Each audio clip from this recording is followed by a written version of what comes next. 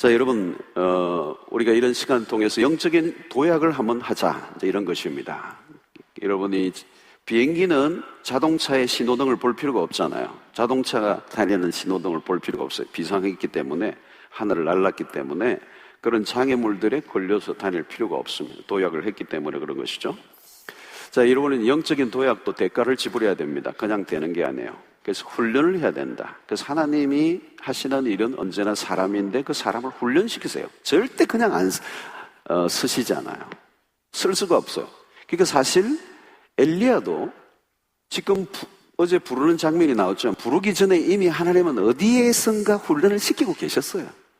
갑자기 뭐 어느 날 뭐 너 해 이게 아니고 훈련을 하나님이 다양한 방법으로 막 그 인생의 다양한 사건과 문제를 통해 훈련시키시고 어느 날 부르셨는데 부르셨다고 끝난 게 아니에요. 또 훈련을 시키는 거예요. 그래서 하나님은 하나님의 때에 하나님의 방법으로 하나님의 사람들을 훈련시켜서 하나님의 일들을 하세요. 그래서 영적으로 우리가 다 이제 자라가도록 도약하도록 그러기 위해서 뭐가 있느냐? 훈련이라는 훈련. 여러분 훈련이라고 하는 것이 뭐 교회 안에서 하는 훈련 프로그램에서 훈련하는 게 아니고 그것도 포함되겠지만 우리의 삶의 전 영역을 통해서 하나님이 직접 훈련을 시키신단 말이에요. 그래서 이 신앙은 하루아침에 자라지 않는다는 거죠. 엘리야의 이제 훈련의 장소가 처음에는 그리시네가에서 시작이 됐는데 이제 사르밧으로 바뀌었습니다. 오늘 장소는 사르밧. 필드가 바뀌었습니다. 은혜를 받는다고 신앙의 경주가 끝난 게 아닙니다. 은혜 받고 너무 은혜를 받고 간증하고 있는 동안에 또 다른 시험이 와요. 그래서 은혜 받고 거기에 상응하는 시험이 이제 오는 거죠. 은혜 받고 그래서 시험 치고 은혜 받고 시험 치고 우리 세상과 같아요. 공부하고 시험 치고 공부하고 시험 치고 지겨워 죽겠죠? 우리 학생들 공부하고 시험 치고 그러면서 이제 또 자라가는 거예요. 조금씩. 자, 여러분, 우리가 살아있다는 증거가 뭡니까? 시험이 있다는 거고요. 시험이 있다는 것은 뭘까요? 하나님이 나를 향한 계획이 있다는 거예요. 늘 우리가 시험을 받아들일 때 아이고 이 시험을 왜 이 시험이 자꾸 오나 그러지 마세요. 그 시험을 통해 하나님의 계획이 있기 때문에 시험이 없으면 이제 돌아가셔야 돼요. 할 일이 없다는 거예요. 아멘을 안 하시네. 시험이 있어야 돼요. 그게 살아있다는 증거고 나를 하나님이 훈련시키시고 나를 통해 하실 계획이 있는 거예요. 그리고 그 시험을 통해서 우리를 자라가게 하시는 것입니다. 그리고 힘든 이런 시험일수록 힘든 훈련일수록 하나님이 더 큰 뜻이 숨어 있는 겁니다. 그래서 이런 폴 투에니어가 고통에는 뜻이 있다. 그래서 우리의 삶의 모든 고통, 시험에는 뜻이 있는 겁니다. 그래서 우리가 위기를 넘나드는 훈련을 해야 되는데 그것을 통하여 하나님이 우리를 통하여 하실 일이 있는 겁니다. 저는 우리 민족도 고난이 많았잖아요. 이 우리 민족의 역사를 보면요 정말 눈물겨워서 참 말도 못해요. 그죠? 지금도 위안부 문제 가지고 야단이 역사의 굴곡에 우리의 민족처럼 시련과 고통. 여러분 이 38선을 누가 껐어요? 우리가 끈 게 아니에요. 여러분 열방에 의해서 꺼지고 아직도 우리가 이 문제를 풀 수 없어서 육자의 담인이 온 지금도 여러분 우리나라는 주변의 국가에 의해서 걸려있지 우리 스스로 이 뭐가 할 수 있는 게 없어요. 여러분 아무것도 없어요. 사실 들여다보면 이 굴곡의 역사, 고난의 역사, 시련의 역사. 근데 여러분 이런 고난의 뜻이 있었고 그 속에 하나님의 역사를 통하여 하나님의 교회를 세우시고 또 이런 축복들을 하나님 우리에게 허락하시죠. 그리고 이 안에 하나의 뭔가 비밀이 있는 거예요. 그래서 저는 지금도 통일이 하나님 이 민족 가운데 큰 비밀 뚜껑이에요. 이게 열리면 무슨 일이 일어날지 모르겠어요. 그래서 여러분 우리가 이게 시련이 될 수도 있지만 이게 우리에게 큰 축복이 될 수도 있는 것입니다. 자, 여러분 왜 나의 삶의 어려움들이 계속될까? 오면 하나님의 뜻이 숨어 있는 거죠. 너무 오묘해서 하나님의 뜻은 우리가 잘 알 수가 없어요. 그래서 하나님은 당신의 뜻을 한꺼번에 다 알려주시지 않아요. 항상 우리가 다 하나님이 알려주셔도 우리가 모르기 때문에 다 알려주시지 않고 알려주셔도 우리에게 유익이 없어요. 우리가 중요한 것은 이런 시험이 올 때에 이런 하나님의 어떤 훈련들을 통해서 왜 이 일을 통해 하나님이 어떤 일을 하시길 원하시는지 이제 이렇게 물어야지 왜 자꾸 뭐 이제 이렇게 why 왜를 질문하면 이제 빠져나올 수가 없어요. 하나님은 이 훈련들을 통해서 우리를 새롭게 디자인하십니다. 훈련을 통해서 우리를 강하게 하시고 하시는 것이죠. 그래서 여러분, 신앙생활 할 때 우리가 가져야 될 기본적인 그게 뭐냐면, 내가 편안하게 살겠다는 걸 좀 내려놓아야 돼요. 편안하게 살겠다. 자꾸 우리는 이제 세상의 사람들은 편안하게, 안정되게, 요게 이제 세상의 목표잖아요, 세상에. 여러분, 편안하면 편안한 것으로 끝나요. 인생이 편안한 게 목적이에요, 여러분? 편안하게 사는 게 인생의 목적이냐고. 그럼 편안한 것으로 끝나는 거예요. 아무 일도 없어요, 여러분. 편안한 삶을 추구하지 말고 우리의 삶을 좀 힘들지만 하나님의 훈련 안으로 우리를 초대하실 때 기꺼이 들어가면, 좀 힘들고 어렵지만 그 훈련을 통해서 우리의 인생을 새롭게 디자인하셔서 하나님의 거룩한 어떤 도구로서 영광스럽게 쓰임받을 수 있는 은혜가 임하는 것입니다. 자, 이 기드론 골짜기에서 훈련이 좀 더 강도가 높아요. 엘리야에게 찾아온 두 번째 훈련이죠. 그리시네가에서 약 120km 떨어진 이 사르밧 땅입니다. 하나님은 그곳에서 누구를 만나게 하셨는가 하면 한 과부를 만나게 하시고 그 과부를 통해서 먹을 것을 공급받게 하셨습니다. 자, 여러분, 기근 중에 과부였다. 그죠? 기근 중에 과부였다. 또 이 시대의 과부가 아닙니다. 아주 찢어진 어려운 시대예요. 그러니까 과거 그런 시대에 얼마나 살 수가 없는 상황이에요. 그러니까 그 사람이 이제 통에 가루 한 움큼과 병에 남은 조금의 기름으로 이제 마지막 한 끼를 먹고 아들과 함께 죽으려고 하는 가정이에요. 그러니까 굶어 죽기 일보 직전에 있는 사람을 하나님 만나게 하셔요. 그리고 그 사람에게 가서 너가 먹을 것을 공급받으라는 거예요. 이 기가 막힌 거 아닙니까, 여러분? 기가 막힌 거예요. 하나님의 인도를 받고 갔는데 완전히 내가 생각한 것과 다른 것입니다. 이전보다 더 안 좋은 상황에 직면한 것이죠. 여러분, 우리가 처한 어려운 현실과 환경이 변하지 않을 때 사람들이 절망합니다. 그동안 그리시네가에서 겨우 까마귀가 머리다 주는 거 먹고 근근히 살아냈는데, 버텨냈는데, 하나님이 이제 새롭게 인도하시는가 보다 해서 이제 조금 형편이 풀릴만 한가 그랬는데, 이제는 또 굶어 죽기 딱 직전에 있는 과부를 만나서 그 이제 얼마 남고 이제 먹고 죽으려는 그 과부에게 그거 얻어먹으라 하는 거예요. 참, 이 명색이 선지자인데 하나님이 나를 불러놓고 뭐 이렇게 좀 멋있게 좀 서시지 않고 이게 지금 자꾸 이렇게 하시는 거, 이게 얼마나 공색한 일입니까? 붙을 때 붙어야지. 하나님이 지금 과부에 남은 것까지 빼앗아 먹게 하는 거, 이 파렴치 아니. 여러분, 때로는 하나님의 훈련이요, 잔인해 보일 때가 있어요. 잔인해 보일 때가 있어요. 하나님 정말 나도 힘들어 죽겠는데 나보다 더 힘든 사람 만나서 어쩌자는 거예요. 기댈 때 기대야지. 흔들리면 잡아주는 게 아니라 하나님이 더 흔드는 것 같아요. 그럴 때가 있어요, 여러분. 하나님의 인도는 우리가 생각하는 대로 나이스하게 진행되지 않아요. 우리는 이럴 때 원망하기가 쉽습니다. 그러나 여러분, 언제나 원망은 문제를 푸는 길이 아니에요. 그러나 엘리야가 그리시네까지 철저하게 이수한 학습이 뭐죠?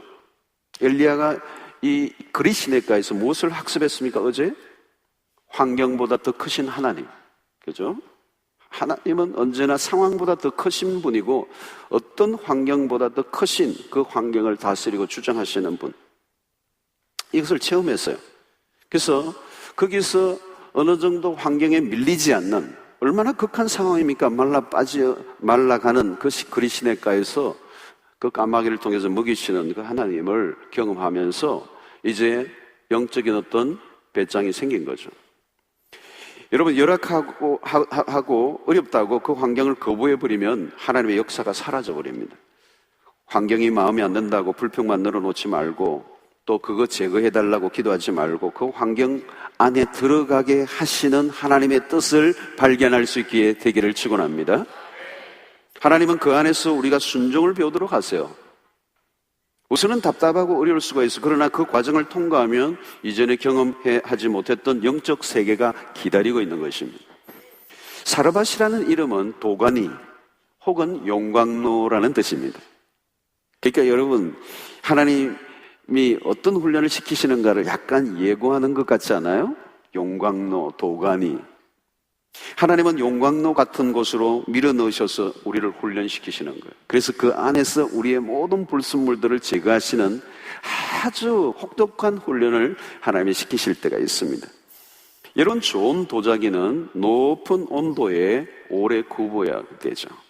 그죠? 어려움이 지속될 때 하나님은 우리를 기가 막힌 작품으로 만드시는 과정이에요. 그냥 작품이 아니라 타고난 작품으로 다듬는 하나님의 손길이죠. 여러분, 끝이 보이지 않을 때가 있어요. 계속 하나님의 인도를 받고 하나님을 따라간다고 하는데 끝이 보이지 않을 때가 있어요. 어떻게 해야 되죠?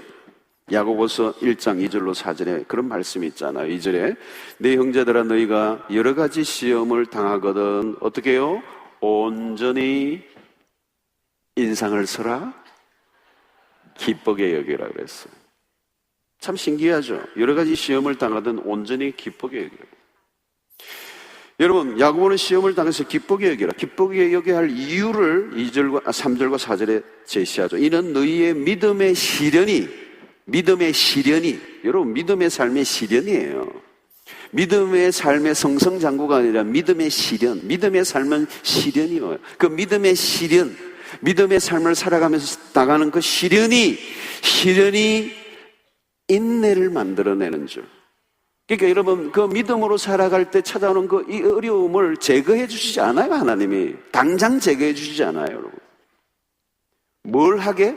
인내하게 하세요. 그래서 하나님이 하시는 것은 우리가 더 인내할 수 있도록. 그래서 인내가 만들어져야 하나님의 역사를 붙잡을 수 있기 때문에 인내를 만들어내는 줄. 예, 너희가 알미라. 인내를 온전히 이루라. 이는 너희로 온전하고 구비하여 너희로 조금도 부족함이 없게 하시리라. 여러분, 미완의 인생을 완성품으로 만드는 놀라운 축복은 믿음의 시련 속에서 인내를 통하여 만들어낸다는 거예요. 여러분, 시련 속에서 우리는 힘들어요. 힘든 건 어쩔 수 없어요. 근데 힘든 거를 거부하면 안 된다니. 힘든 거를 견디는 수밖에 없어요. 그러나 바로 그때가 하나님의 손에 잡혀진, 작가의, 장인의 손에 잡혀져 있는 시간이에요. 고난 없이 좋은 작품이 만들어진 적이 없어요. 성경을 통해서 보여주는 분명한 메시지죠. 자, 아무것도 없다는 여인의 형편을 들은 엘리야. 반응이 뭐예요? 아, 미안합니다. 여러분, 이제 떡은 없고 이제 한 움큼 밀가루가 있고 이제 기름 약간 있는데 요거 해가지고 내하고 애하고 먹고 죽을 겁니다. 이제 이러면 내가 사람을 잘못 봤습니다. 그러고 이제 가야죠. 근데 막무가내요. 나를 위하여 떡 하나를 만들어주고 그 후에 당신 아들에게 먹여라. 그러나 여러분, 여기서 엘리야는 지금 남의 것을 얻어먹는 거지가 아니에요. 자기 혼자 살기 위해 눈먼 그런 잔인한 선지자가 아닙니다. 그는 지금 하나님의 말씀에 순종하고 있는 거예요. 13절에 보면 엘리야는 무슨 말을 하고 있죠?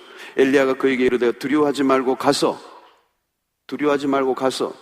과부에게 내 말대로 하려니와 먼저 그것으로 나를 위하여 작은 떡 한 개를 만들어 가져오라. 그 후에 너와 내 아들을 위하여 만들라. 14절이 중요해요. 이스라엘 하나님 여호와의 말씀이 나 여호와가 비를 지면에 내리는 날까지 그 통에 가루가 떨어지지 아니하고 그 병에 기름이 없어지지 아니하리라 하셨느니라. 이게 여러분 엘리야의 확신이에요. 확신. 지금 과부에게 남은 것 얻어먹으면서 굉장히 당당해요. 그 당당한 게 뭐예요? 내가 지금 너희가 얻어먹고자 하는 게 목적이 아니라 내가 말씀에 순종하는 것이고 내가 말씀에 순종함으로 너가 축복이 임하기 때문입니다. 이 확신이 있는 거예요. 확신이.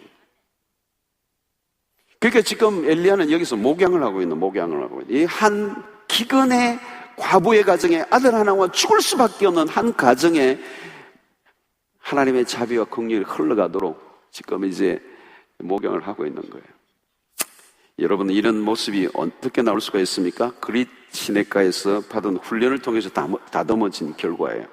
믿음이 생기는 거죠. 까마귀를 통해서 공급을 경험한 엘리야는 과부의 빈 그릇도 하나님이 채워주실 줄로 믿었습니다. 과거의 영적 경험은 낡은 추억의 앨범이 아니라 오늘의 승리로 연결되어져야 되는 것입니다. 영적 경험들이 쌓여져 가는 게 굉장히 중요해요. 이런 과부의 집에 비가 지면에 내릴 때까지 너의 통에 그 밀가루가 없어지지 아니할 것이라고 하나님의 공급을 선포할 수 있는 이 믿음의 담력이 어디에 생겼어요? 그릿 시냇가에서.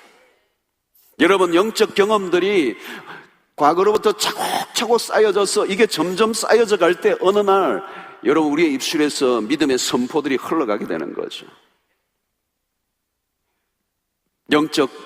그냥 세월이 흘러가는 게 아니라 이런 영적 경험들이 쌓여져. 그래서 엘리야는 지금 어떤 영적인 감각을 갖고 있는 게 확신이에요. 무엇인가 손에 잡히는 게 있었어요.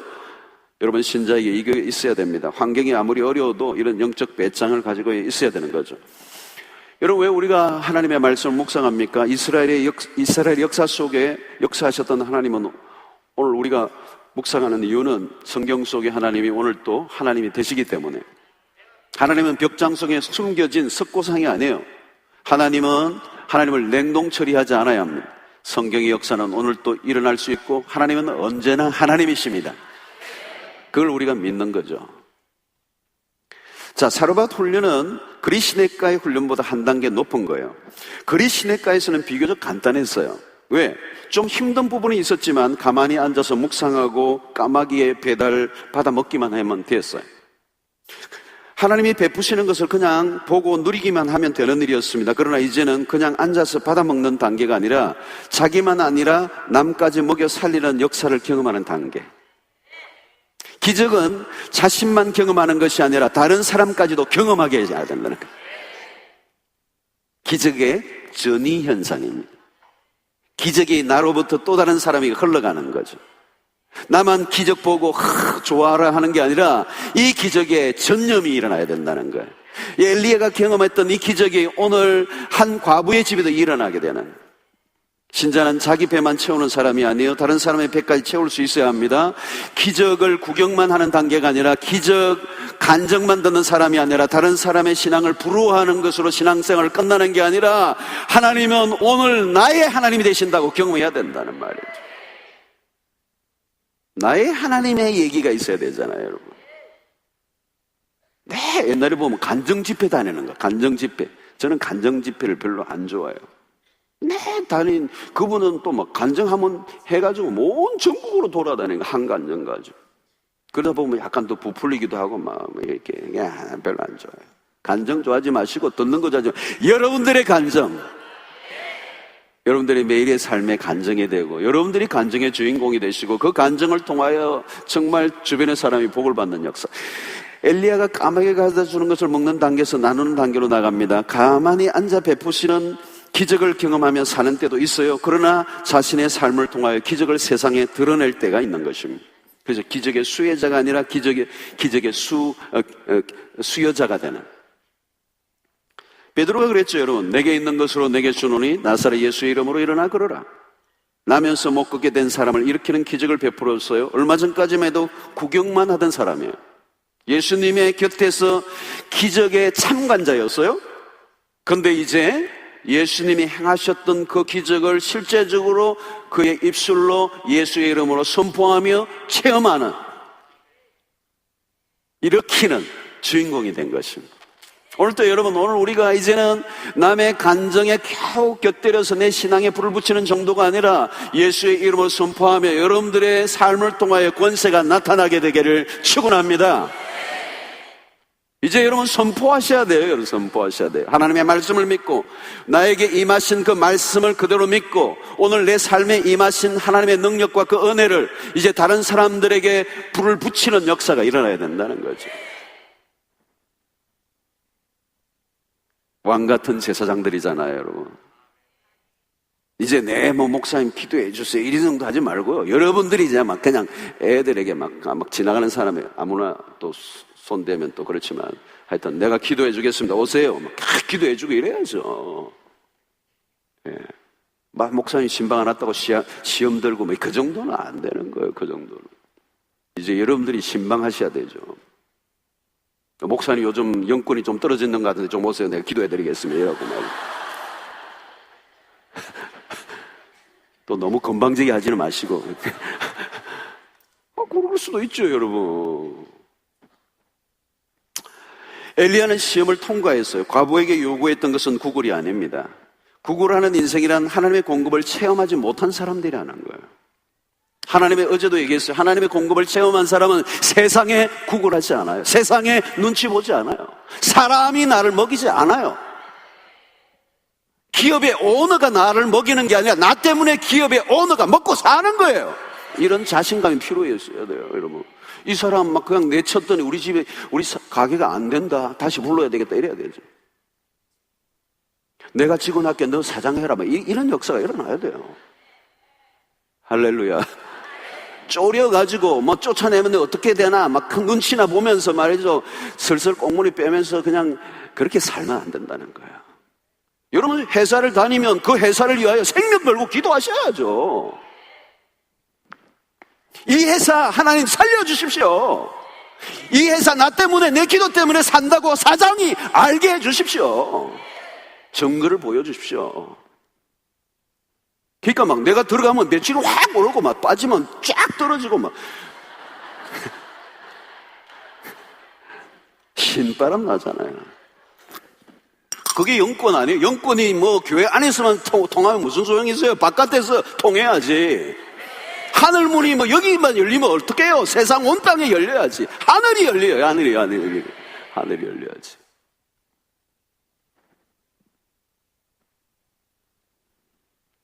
소리치다가 어디에 했는가 잊어버렸어요. 저는 흥분하는 게 단점이에요. 그러니까 여러분, 하나님의 백성들은 구걸 안 해요. 세상 사람들과 다르다고요. 우리의 공급은 오직 하나님입니다. 하나님. 내 모든 생명줄은 오직 하나님.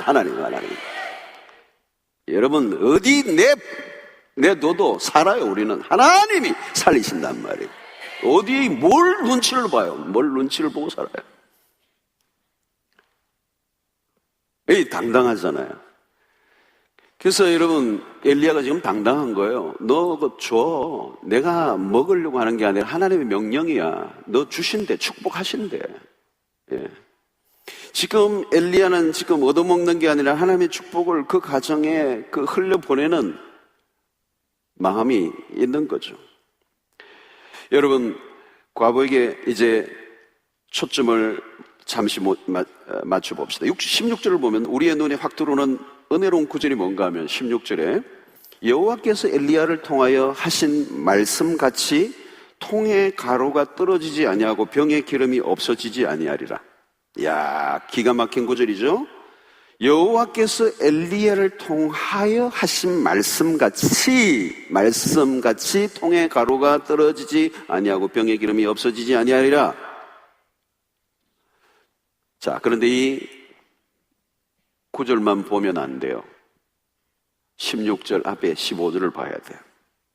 16절은 우리가 안 봐도 돼요. 15절을 보셔야 돼요.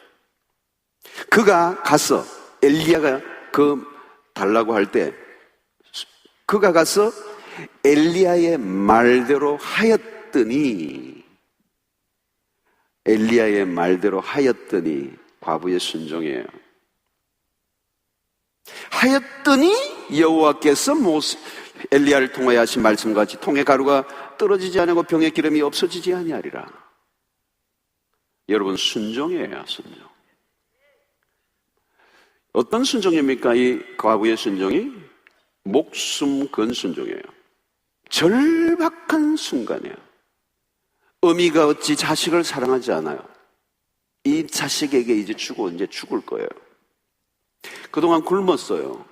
이제 죽기 직전이에요. 그래도 이 한 모금이라도 주고 싶어요. 이 자식에게. 생명과 같은 거예요. 여러분 지금 이 과부는 쉽지 않은 순종이에요. 아니 지금 안 그래도 힘들고 어려워 죽겠는데 지금 내 자식 먹이고 지금 마지막 죽을 만큼 이렇게 절박한 순간에 이 인간이 하고 그냥 한 대 칠 정도의 분위기예요. 이 날강도야. 여러분 쉽지 않은 순종이에요. 순종. 생명을 건 순종이에요. 여러분 마르지 않는 축복이 그냥 주어진 게 아니에요. 여기 비밀입니다. 뭐 우리가 잘 아는 비밀이에요. 이 비밀을 아는 사람만 알아요. 그래도 머리로만 아는 사람 많아요. 과부는 사랑하는 아들에게 줄 마지막 유일한 한 움큼의 음식물을 선자에게 놓았어요. 생명에. 여러분들은 어떻게 했습니까? 이런 상황이 오면 어떤 낯선 선지자가 왔어. 자, 그러나 과부는 마지막 남아있는 것을 움켜쥐지 않았습니다. 여러분, 빈통을 채우는 방법은 말씀에 순종하는 것입니다. 자기의 빈통을 들여다보는 대신에 내가 굶을지라도 다른 사람의 피로, 선지자의 필요를 채우고자 할 때 역사가 일어났어. 자, 절대적 진리는 이거예요. 사는 길은 죽는 것입니다. 채우는 길은 비우는 것에서 시작이 되는 거죠. 비워야 채워집니다. 포기를 통하여 축복이 나는 거예요. 신앙의 기본 중에 기본이 뭡니까? 우리의 기독교의 기본 중에 기본이 뭐냐면 언제나 돌아가야 할 절대적 진리가 뭐냐면 십자가와 부활이에요. 십자가는 뭐예요? 죽는 거예요. 죽어야 부활이 일어나요. 부활은 하나님의 편에서 하는 거예요. 우리 편에서 할 거는 뭐예요? 죽는 거예요. 죽으면 우리의 편에서 죽으면 하나님은 하나님의 편에서 부활을 일으키셔요. 오늘 이 사건이 그거예요. 십자가 부활을. 이제 이 여인은 죽어 죽는 거예요. 이 순종은 죽음을 의미하는 거예요. 자기 절대적 포기예요. 여러분 죽고자 하면 살아요. 안 죽으려고 하면 죽어요. 하나님의 축복을 베푸는 법칙입니다. 비울 줄 모르면 채워지지 않습니다. 포기를 모르면 풍성은 없습니다. 만약 과부가 엘리야 요청을 거절했다면 그냥 떡 한 조각 먹고 죽었겠죠. Nothing, 아무것도 아니죠. 여러분 내 것을 붙들고 나만 먹고 살겠다고 고집하면 불행해집니다. 얼마나 많은 사람들이 그렇게 삽니까? 또 힘들면 또 마음이 자꾸 좁아지죠. 여러분 그때 힘들고 어려울 때 그 사람의 진면목이 나오잖아요. 우리는 사르밧 과부에게서 한 순종의 모델을 보게 됩니다. 흉년의 때 과부의 입장에서는 나는 아무것도 없다고 주장할 만하죠. 선지자가 우리를 죽이려고 하는구나 그렇게 말할 수 있어요. 나는 나눌 것이 전혀 없다고 말을 해도 괜찮은 사람이에요. 그러나 과부는 그렇게 생각하지 않았습니다. 선지자의 말 그대로 순종합니다. 그러나 어떻게 보면 주지 않아도 나쁘다고 말할 사람이 없어요. 진짜 가진 것은 먹고 죽을 한 끼예요. 그것을 누가 있다고 말할 수 있을까요, 여러분? 가난해도 그렇게 가난할 수가 없어요. 그런데 과부는 자기가 나눌 것이 있다고 여겼어요. 없어요가 아니에요. 내가 있는 것. 그게 역사가 일어난 겁니다. 여러분 지금 여러분의 형편은 어때요? 막다른 길에 갇혀있는 느낌. 진짜 나는 이제 죽을 수밖에 없는, 나는 아무것도 없다. 나이도 들고 벌어놓은 돈도 없고 내 삶은 날마다 궁색하고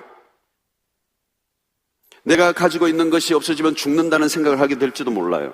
사람들이 그렇게 되면 부정적인 생각에 갇혀서 마음이 완전히 닫혀져 있습니다. 그러나 여러분 이 순간이 기적의 순간이 일어날 수 있는 기회예요. 여러분 우리에게는 기적을 일으킬 만한 미천이 자세히 들여다보면 아무리 힘들어도 있어요. 없는 게 아니에요. 없으면 하나님이 달라고 하지 않아요. 뭔가 있어요. 순종의 미천이 남아있어요. 아주 작은 것을 가지고도 하나님의 역사는 일어날 수 있어요. 문제는 우리의 태도예요. 하나님 우리의 순종의 마음을 보고 싶어하는 거죠. 오병의 이어의 기적은 어떻게 일어났으면 한 손이 자기의 도시락을 포기하고 제자의 손에 올려놓고 주님께로 가져왔기 때문에. 여러분, 남아있는 한 조각의 떡에 집착하지 말고 오히려 다른 사람의 필요에 초점을 맞추고 순종으로 내어놓을 때 그곳에 기적이 일어나는 것이죠. 자, 우리는 과부의 모습 속에 발견하게 되는 것은 드림의 원리를 배우게 됩니다. 드림의 삶. 여러분, 오늘 우리는 헌금 생활, 때로는 11조, 그리고 우리의 이웃을 섬기는 이런 나눔의 삶을 통해서 우리의 순종의 훈련을 끊임없이 하지 않으면 물질의 애착과 집착에 사로잡힐 수가 있어. 여러분, 어려울 때 어려움을 이기는 비결은 무엇입니까? 정도를 걷는 것입니다. 하나님, 난 너무 어려워요. 먹고 살기도 힘들어요. 안다. 그럼에도 불구하고 그럼에도 그 수준에서 너의 순종이 필요하다고 말씀하시는 거죠. 나는 아무것도 없습니다. 자세히 봐라. 아무것도 없느냐? 나는 너가 있는 어떤 것을 통하여 순종을 통해 나는 너를 축복하기를 원한다.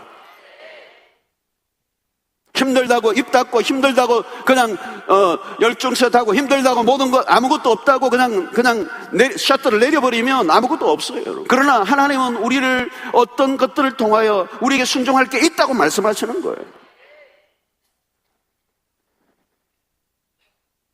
여러분, 원리를 붙잡아야 돼요. 어려울 때는. 그리고 진짜 어려울 때는 그 원리의 정면 돌파를 해야 돼요. 여러분, 자신에게 있는 마지막을 준다는 것은 죽음을 의미합니다. 여기에서 부활의 기적이 일어나는 거죠. 여러분, 물질의 염려로부터 자유롭고 또 하나님의 말씀에 기꺼이 언제든지 그 영역 속에 순종할 태도를 가지면 하나님이 우리의 빈통을 채워주시는 은혜를 체험하게 될 줄로 믿습니다. 그러므로 우리가 관심을 가져야 할 것은 무엇입니까? 하나님 왜 나를 축복하시지 않나 할 필요 없어요. 장대비가 내려도 중요한 것은 담을 그릇이 있어야 되는 거 아니죠. 그릇이 문제예요. 우리의 태도. 하나님의 축복을 받을 만한 그릇은 바른 태도를 가진 사람입니다. 여러분의 그릇을 자세히 들여다보세요. 어떤 그릇에 축복이 담길까요? 여러분, 하나님은 축복을 담는 그릇을 까다롭게 고르세요. 하나님의 축복은 무한되지만 아무 곳에나 하나님의 축복을 낭비하지는 않으세요. 기준이 있어요. 그게 뭐예요? 순종이에요. 어떤 순종이죠? 절대적 순종이에요. 죽음을 통과한 자기의 어떤 것을 설명하거나 어떤 계산을 하지 않고 온전한 순종, 순수한 순종, 깔끔한 순종. 여러분, 가나의 혼인잔치집에서 종들의 순종과 같습니다. 항아리에 물을 아구까지 채우는 순종, 그래서 그것을 연회장에 갖다 주는 그 순종, 그 순간에 물이 포도주 되는 축복이 일어났습니다. 생명과 같은 한 움큼, 그것도 자신의 생명 이상의 아들에게 줄 것을 포기하고 기꺼이 말씀에 순종하며 다른 사람의 필요를 채워주는 이 마음을 하나님이 축복하시는 거죠. 아니, 그 마음은 이미 축복을 받은 마음이에요.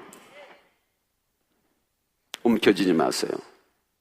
하나님의 말씀에 기꺼이 순종하며 죽으면 죽으리라고 하는 각오로 절대적 순종을 할 때 그곳에 기적이 일어날 줄로 믿습니다. 사랑하는 성도 여러분, 우리는 기가 따갑도록 들었어요. 순종하는 만큼 체험하게 돼 있어요. 순종이 없으면 체험 없어요. 신앙의 핵심은 순종입니다. 순종으로 믿음을 입증하시기 바랍니다. 믿음이 뭐예요? 믿음은 순종이 없으면 추상적인 것입니다. 공중에 떠 있는 것입니다. 도대체 뭘 믿음이라고 말할 수 있습니까? 그 믿음은 결국 순종을 통하여 입증이 되는 것입니다. 오늘 제가 설교 제목 얘기 안 하셨죠? 안 했죠? 광야 학교에서 믿음을 입증하라. 여러분, 영적 체험은 순종을 통해서 일어납니다. 순종하지 않으면 모든 건 이론이에요. 이론. 왜 우리의 신앙이 오늘 이렇게 가벼워졌습니까? 답은 딱 하나예요. 순종이 없기 때문에. 말로 신앙생활을 하기 때문에. 신앙의 신앙이라고 하는 것은 지성의 작업이 아니라 몸의 순종을 통하여 이루어지는 것입니다.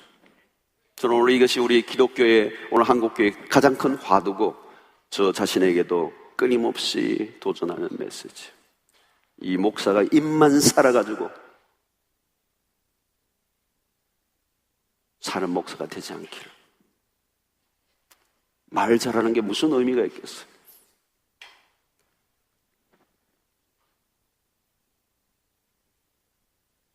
여러분, 순종 없는 신앙은 공연불과 같아요. 공연불. 한 여인의 믿음과 순종의 결단으로 일어난 기적사건은 어두운 시대의 희망의 전조였습니다. 하나님은 불순종으로 가득 찬 시대 속에 한 평범한 여인을 통하여 순종의 메시지를 던져주고 있어요.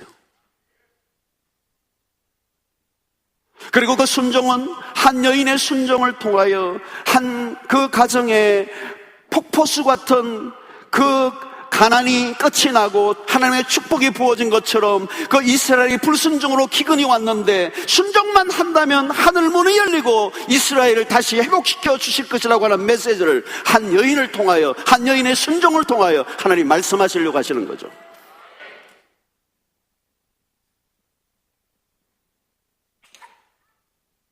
사랑하는 성도 여러분, 지금도 순종은 기적의 재료예요. 그냥 기적이 일어나지 않고, 여러분 막 그냥 기적 달라고 하면 하나님 난감하세요. 대략 난감하세요, 하나님이. 기적은 그냥 일어나잖아. 우리의 순종을 통하여 일어나. 어떤 순종요? 죽음을 담보하는 십자가의 원리, 죽으면 죽으리라. 말이 아니고 행위로 온몸을 걸어 생명을 걸고 드려야 거기에서 하늘문이 열리는 거예요. 하늘문은 오늘도 열려요. 열려 있어요, 여러분. 단지 순종하는 자에게만 그 하늘의 역사가 일어나는 거죠. 하늘문은 순종으로 열린다. 우리 옆에 분에게 인사합시다. 하늘문은 순종으로 열립니다.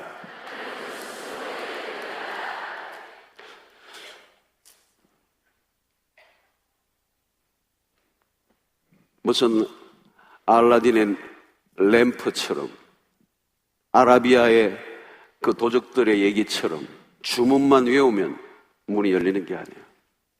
순종을 통해서. 과부는 물론 엘리야도 놀라운 체험을 했습니다. 하늘의 공급 탱크가 있다는 것을 체험했죠. 신기한 것은 퍼고 또 퍼도 마르지 않았습니다. 늘 바닥을 박박 긁었던 삶을 청산하게 된 것이죠. 성도 여러분, 지금도 바닥을 긁고 있는 분들이 계세요. 움켜짐의 삶을 포기하시고 하나님의 말씀 앞에 절대적 순종. 하나님의 축복은 풍성합니다. 시편의 말씀처럼 내 잔이 넘쳐나도록. 오늘도 여러분, 그냥 끊어지지 않는, 마르지 않는 흘러넘치는 축복. 참 하나님의 마음이 그런 것 같아요. 나는 부요하다. 나는 너에게 언제나 흘러넘치기를 원한다. 너의 그릇이 문제다. 오늘 이 그리시네가이스보다 사르밧은 한 단계 더 나아간 영적 경험이었습니다. 사랑하는 성도 여러분, 세월이 오르면서 단순히 횟수만 쌓이는 것이 아니라 짬밥만 넣는 게 아니라 영적인 사건과 체험들이 여러분들의 삶 속에 날마다 있게 되기를 축원합니다. 개인적 체험이 그리시네가에서 개인적 체험이 이제 한 가정으로 옮겨 붙으며 그것이 결국 공동체적인 체험으로 옮겨지게 됩니다. 여기 기적은 한 가정 과부의 얘기로 끝나는 게 아니에요. 이스라엘에 대한 얘기입니다. 하나님께서 어떻게 그 시대를 회복시킬 것인가를 한 과부를 통하여 말씀해 주고 있는 거죠. 과부의 믿음과 순종의 그릇이 결국은 차고 넘친 것입니다. 그리고 엘리야의 그 절박한 상황의 과부를 만나 하나님의 말씀을 선포하고 순종했던 그 엘리야의 순종, 그리고 한 과부의 순종이 마주치며 하늘이 열리고 마르지 않는 하나님의 축복이 흘러 넘치게 된 것입니다. 그것이 이스라엘의 불순종으로 기근을 끝내게 할 하나님의 유일한 메시지라고 하는 사실을 오늘 우리에게 말씀하는 거죠. 사랑하는 성도 여러분들의 삶의 기근을 끝내게 하고 하늘이 열리고 내 삶에 부어 넘치는 그 은혜를 체험하려고 하면 하나님 앞에, 말씀 앞에 절대적 순종. 나에게 아무것도 없다고 말하지 마세요. 아무리 절박해도 기적의 재료를 하나님이 남겨놓으셨어요. 그게 순종이에요. 아마 그것은 오늘 각자에게 하시는 말씀이 다르리라고 생각합니다. 그 순종이 무엇인지, 오늘 끊임없이 나를 비울 때 채우시는 하나님의 은혜를 말씀하시면서 오늘 각자에게, 우리에게 순종을 요구하세요. 그 순종을 통하여 하나님은 독특한 기적을 오늘 또 행하시고 우리에게 풍성한 축복, 우리의 바닥을 박박 긁었던 삶을 청산하고 부어시는, 그래야 내 잔이 넘치나이다 선포할 수 있는 그런 삶을 살게 하십니다. 오늘 또 여러분, 우리에게 그런 영적인 자신감이 흘러넘치시길 바라고, 기꺼이 주님 앞에 죽으면 죽으리라고 하는 그런 결단들이 여러분들에게 선포되어져서 오늘 또 기적의 구경꾼이 아니라